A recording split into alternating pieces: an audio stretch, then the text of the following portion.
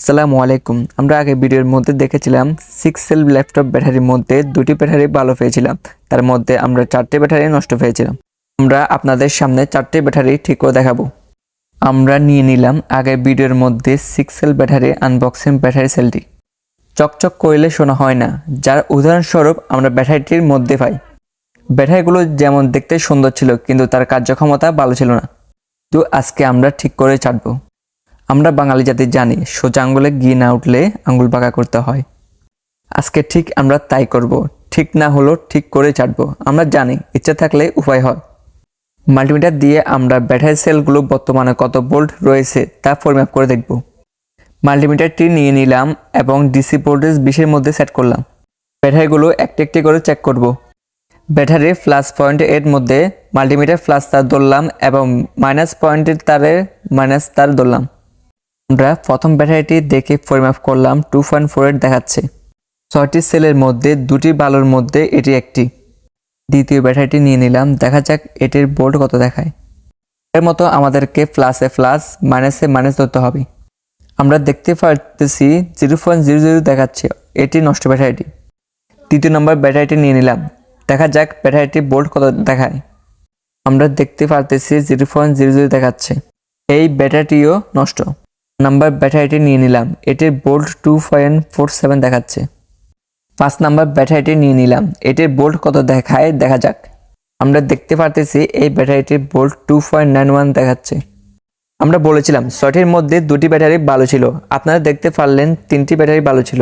আপনারা প্রশ্ন করতে পারেন টি ব্যাটারি অতিরিক্ত ভালো কেন?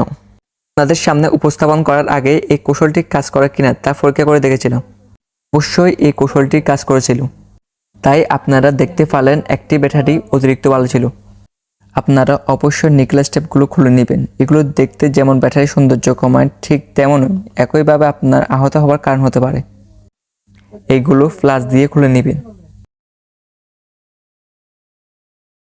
এবার আমাদের কৌশল প্রয়োগ করার সময় আসলো। আমরা ব্যাটারিটি পরিমাপ করে দেখলাম 0.00 দেখাচ্ছে। আমাদেরকে ব্যাটারির প্লাস পয়েন্ট ধরে নিতে হবে। আপনাদেরকে সুচালো কিছু নিয়ে নিতে হবে। আমরা দেখতে পারতেছি প্লাস পয়েন্টের মধ্যে পাশাপাশি ছিদ্র রয়েছে। সে আপনাকে সাবধানতা অবলম্বন করতে হবে। চলো ফিঙ্গার দিয়ে ছিদ্রের মধ্যে চাপ দিবেন। থেকে ছিদ্রের মধ্যে চাপ দিয়ে দেখবেন এটি কাজ করতেছে। ব্যাটারির মাইনাস পয়েন্টের মধ্যে মাল্টিমিটারের মাইনাস তার ধরে নিলাম, প্লাস পয়েন্টের মধ্যে প্লাস তার ধরে নিলাম। প্লাস পয়েন্টের মধ্যে ছিদ্র দিয়ে ভিতরে চেপে দেব। আমরা দেখতে পারতেছি মাল্টিমিটারে ভোল্ট দেখাচ্ছে। আপনাদেরকে ব্যাটারির চারপাশ থেকে চেপে দিতে হবে। চেপে দেওয়ার সময় অবশ্যই সাবধানতা অবলম্বন করতে হবে। আপনাদের যদি সানগ্লাস থেকে থাকে অবশ্যই তা পরে নেবেন। আপনারা দেখতে পাচ্ছেন আমাদের ব্যাটারিটি ভালো হয়ে গেল। ঠিক একইভাবে আমরা দ্বিতীয় নম্বর ব্যাটারিটি মেপে নিলাম। দেখতে পাচ্ছেন এটির ভোল্ট 0.00 দেখাচ্ছে। আমাদেরকে সেম একই পদ্ধতি অবলম্বন করতে হবে। এদেরকে বারবার 0.00 দেখাচ্ছে, আমরা তা ঠিক করে দেখাবো। আমাদেরকে ব্যাটারির চারপাশে ছিদ্র দিয়ে আগের মতো চাপ দিতে হবে। দেখতে পারবেন ও আমাদের ভোল্ট দেখাচ্ছে। আমরা ব্যাটারির চারপাশে চেপে দিয়ে উপরে টার্মিনাল পয়েন্টের মধ্যে ধরে নিলাম। আমরা দেখতে পাচ্ছি ব্যাটারিটি ভোল্ট 2.91 দেখাচ্ছে। ঠিক একইভাবে আমরা 3 নম্বর ব্যাটারিটিও রিপেয়ার করে নিব। ঠিক একইভাবে 3 নম্বর ব্যাটারিটিও ঠিক হয়ে গেল। 3 নম্বর ব্যাটারিটি ভোল্ট দেখাচ্ছে 2.42। অবশেষে আমরা ফেলে দেওয়ার ব্যাটারিগুলো আমরা রিপেয়ার করে ঠিক করে নিয়ে ফেললাম। আমরা পুনরায় সবগুলো ব্যাটারি ভোল্ট মেপে নিব। আপনারা দেখতে পাচ্ছেন সবগুলো battery active for active volt দেখাচ্ছে। আমরা প্রথমে বলেছিলাম ইচ্ছা থাকলে উপায় হয়। আপনি যদি ইচ্ছা করেন আপনার নষ্ট হওয়া ব্যাটারিগুলো অনায়াসে ঠিক করে নিতে পারেন। ভিডিও ভালো লেগে থাকলে অবশ্যই চ্যানেলটির সাথে থাকুন এবং সাবস্ক্রাইব করে রাখুন। আপনার মূল্যবান সময় দেওয়ার জন্য ধন্যবাদ।